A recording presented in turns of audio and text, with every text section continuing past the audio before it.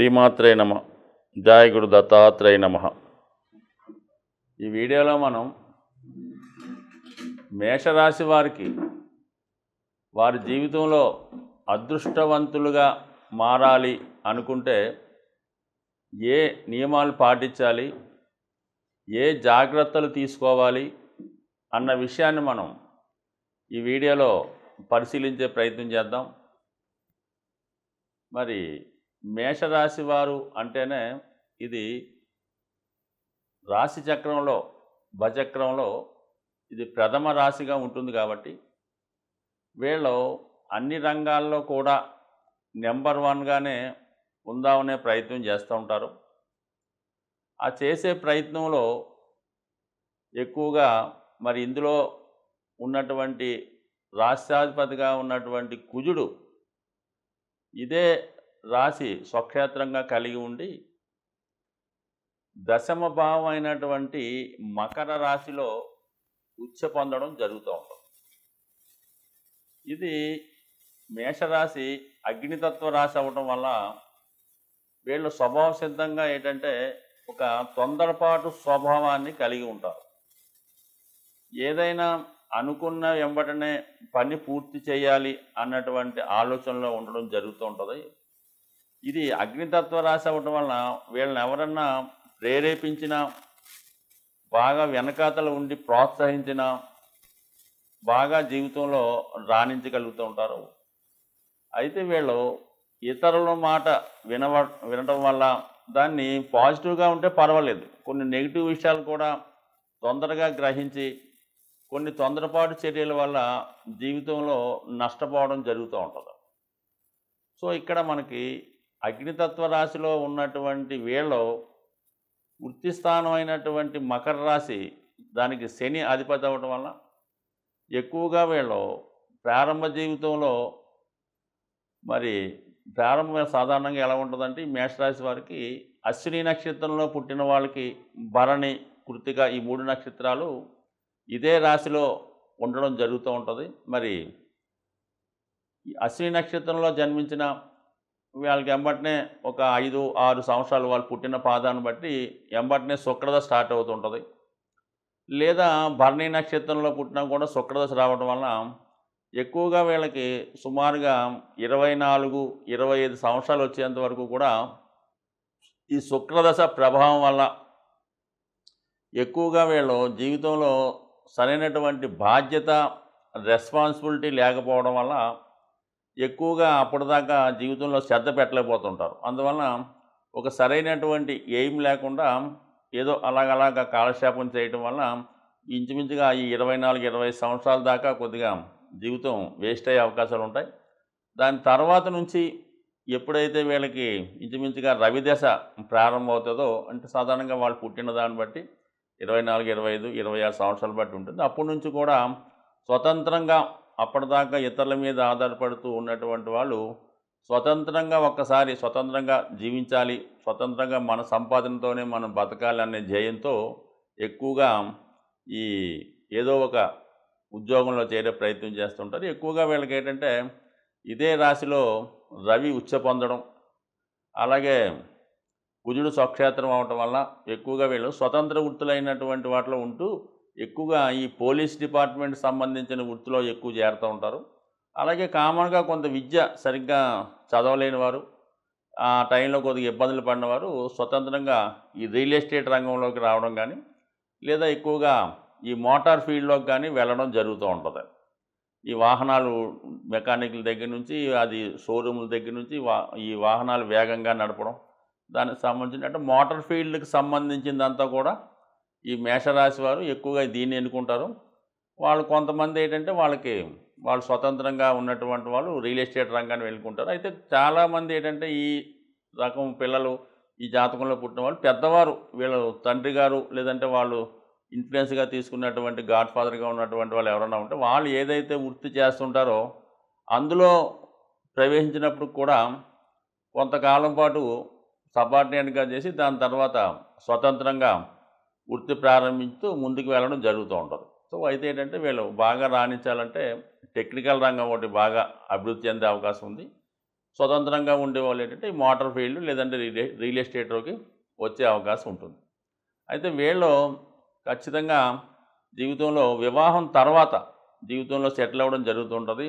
ఎందుకంటే వీళ్ళకి ధన సప్తమాధిపతిగా శుక్రుడు అవ్వటం వలన వివాహం అయిన తర్వాత వాళ్ళ జీవితం లైఫ్ స్టైల్ చాలా మార్పులు కనబడుతూ ఉంటాయి. ఆర్థిక పరంగా చాలా అభివృద్ధి చెందుతూ ఉంటారు. దాని తర్వాత సొంతంగా బిజినెస్ చేద్దాం అనుకున్న వాళ్ళు ఈ స్వతంత్రంగా భార్య పేరుతో బిజినెస్ చేయడం జరుగుతుంటుంది. అయితే సాధారణంగా ఈ రాశి వారికి వివాహం తర్వాత అప్పటి వరకు ఉన్నటువంటి ఫ్యామిలీతో విడిపోయి స్వతంత్రంగా వేరే కుటుంబంతో వేరే ఫ్యామిలీ పెట్టుకుని జీవనం సాగిస్తూ ఉంటారు. దాని తర్వాత ఎక్కువగా ఈ దగ్గర బంధువులైనటువంటి అన్నదమ్ములు ఉంటే వాళ్ళతో కానీ అలాగే పేరెంట్స్తో కూడా వీళ్ళకి ఎక్కువగా విభేదాలు రావడం జరుగుతుంటాయి. సో వీళ్ళ జాతకంలో ఉన్నటువంటి అతి ముఖ్యమైన విషయం ఏంటంటే వీళ్ళ జీవితంలో ఎదిగే కొద్దీ వీళ్ళ ధన సంపాదన పెరిగే కొద్దీ ఎక్కువగా శత్రువులు రావడం జరుగుతుంటుంది. దగ్గర వాళ్ళే వీళ్ళకి శత్రువులుగా మారడం జరుగుతూ ఉంటుంది. ముఖ్యంగా ఈ రాశి వారికి తృతీయ షష్టాధిపతిగా ఉన్నటువంటి బుధుడు అవటం వల్ల ఈ బుధుడికి రాష్ట్రాధిపతి కుజుడికి శత్రుత్వం ఉండడం వల్ల ఏంటంటే సాధారణంగా వీళ్ళకి అన్నదమ్ములతో ఒక విధంగా అభిప్రాయ భేదాలు రావడం జరుగుతూ ఉంటుంది. అందుకని ఈ రాశి వారు సాధారణంగా ఈ మిథున రాశి లేదా కన్యా రాశి వారితో ఎటువంటి లావాదేవీలు పెట్టుకోకూడదు. వివాహం జరిగినా కూడా వాళ్ళతో వివాహం చేసుకోవడం అంత మంచిది కాదు. అలాగే వాళ్ళతో కలిసి వ్యాపారం చేయడం కూడా అంత అనుకూలమైనటువంటి విషయం అయితే కాదు. సో అలాగే ఇంకా ఈ దశమ లాభాధిపతి శని అవ్వటం వల్ల వీళ్ళ ఆదాయం చాలా నెమ్మదిగా స్టార్ట్ అవుతుంది. నిదానంగా ఏదో అలాగ రోజుకి ₹100, ₹500 అలా ₹1000 స్టార్ట్ అయ్యి నెమ్మదిగా రోజుకి ₹1,00,000 దాకా ఎదిగే అవకాశం ఉంటుంది. ఇక్కడ దశమ లాభాధిపతి శని అవ్వటం వల్ల స్లో గ్రోత్ కనబడుతూ ఉంటుంది. అయితే లాభాధిపతి శని వీళ్ళకి బాధ కూడా అవ్వటం వల్ల వీళ్ళ ఆదాయం పెరిగే కొద్దీ దగ్గర బంధువులే శత్రువులుగా మారడం, అలాగే వీళ్ళు దగ్గర పనిచేయని వాళ్ళు కూడా విరోధులుగా మారడం జరుగుతూ ఉంటుంది. అందువల్ల వీళ్ళు సాధ్యమైనంత వరకు క్లుప్తంగా ఉండడం మంచిది. వీళ్ళ సంపాదన ఇతరులకి తెలియకుండా ఉండడం అనేది చాలా మంచి విషయం. అయితే వీళ్ళ జీవితంలో ఎప్పుడూ నిజాయితీగా ఉంటూ భాగ్య వ్యయాధిపతి గురువు అవటం వల్ల ఎక్కువ శాతం అంటే వీళ్ళకి వచ్చిన ధనంలో కొంత భాగాన్ని కనీసం 1/9 వంతు దైవ సంబంధించిన కార్యక్రమాలకి వినియోగించినది. అంటే ఎక్కువగా ఏదైనా టెంపుల్ అభివృద్ధి కృషి చేయడం, ఏదైనా దేవాలయంలో పూజలు చేయించడం, ఆ విధంగా చేయటం వల్ల ఖచ్చితంగా వీళ్ళు జీవితంలో ఎంత ఎదిగినా కూడా ఇతరుల యొక్క దృష్టి లేకుండా భగవంతుని యొక్క అనుగ్రహంతో జీవితంలో బాగా అభివృద్ధి చెందే అవకాశాలు ఎక్కువగా ఉంటాయి.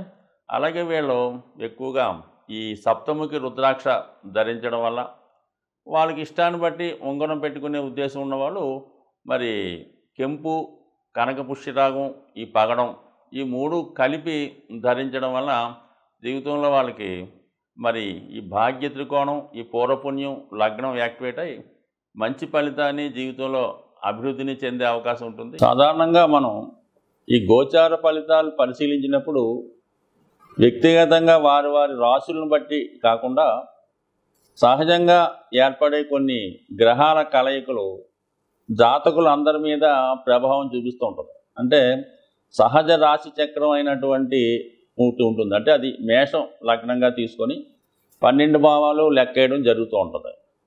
సో ఈ భావాల్లో కొన్ని గ్రహాలు బలంగా ఉన్నప్పుడు అవి జాతకులు అందరి మీద ప్రభావాన్ని చూపడం జరుగుతూ ఉంటుంది.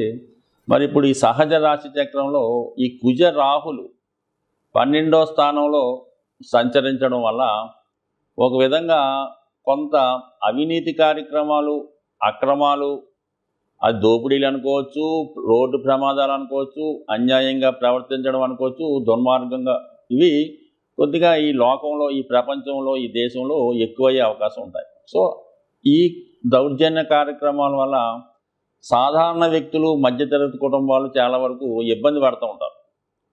సో అలాగే ఈ గురువు రవి కలిసి ఉండడం ఒక విధంగా ధనస్థానంలో ఉండడం వల్ల ఫైనాన్షియల్ ఫ్లో బాగా పెరుగుతూ ఉంటుంది అన్నమాట.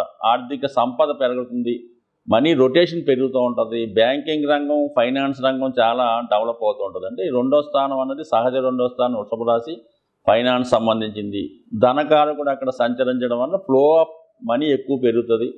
ప్రభుత్వం వారి దగ్గర కూడా మరి వాళ్ళ యొక్క సంపద పెరగడం వల్ల ప్రభుత్వాలు బలంగా తయారవుతాయి. సో ఆ కారణం వల్ల ప్రజలకి సౌకర్యవంతమైన జీవితం రావడం జరుగుతూ ఉంటుందన్నమాట. సో ఏదైనా మరి మంచి జరిగినప్పుడు అందరూ సంతోషిస్తారు, పథకాలు వచ్చినప్పుడు అందరూ తీసుకుంటుంటారు. కానీ ఈ కుజరాహుల కలయిక వల్ల కొన్ని ప్రమాదాలు, అనుకోని ఇబ్బందులు జరిగే అవకాశాలు ఉన్నాయి. కాబట్టి మరి రాబోయే 15 రోజులు ఈ ప్రభావం ఉంటుంది. కాబట్టి ఎక్కువ మంది ప్రయాణాలు చేస్తున్న వాళ్ళు, అంటే ఎక్కువగా ఈ మోటార్ సైకిల్ మీద వేగంగా ప్రయాణం చేస్తున్న వాళ్ళు, అలాగే ప్రమాదకరమైన వృత్తుల్లో ఉన్నవాళ్ళు కొంత జాగ్రత్తగా వ్యవహరించడం మంచిది. బట్ ఏదైనా రాబోయే 15 రోజుల్లో మరి ప్రతి ఒక్కరు కూడా ఈ అభిషేకం చేసుకోవడం వల్ల, అంటే మీన రాశిలో ఈ 2 గ్రహాలు ఏర్పడ్డాయి కాబట్టి ఎక్కువగా ప్రజలకు అనుకోకుండా నష్టం ఏర్పడుతూ ఉంటుంది, రుణదాతల నుంచి ఒత్తిడి ఏర్పడుతూ ఉంటుంది, అనుకోకుండా మెడికల్ ఎక్స్పెండిచర్, ఏదో చిన్న ప్రమాదం వల్ల అనుకోకుండా వచ్చే హెల్త్ ప్రాబ్లం వల్ల ఎక్కువగా హాస్పిటలైజేషన్ అవ్వడం, ధనం ఖర్చు అవ్వడం జరుగుతూ ఉంటుంది.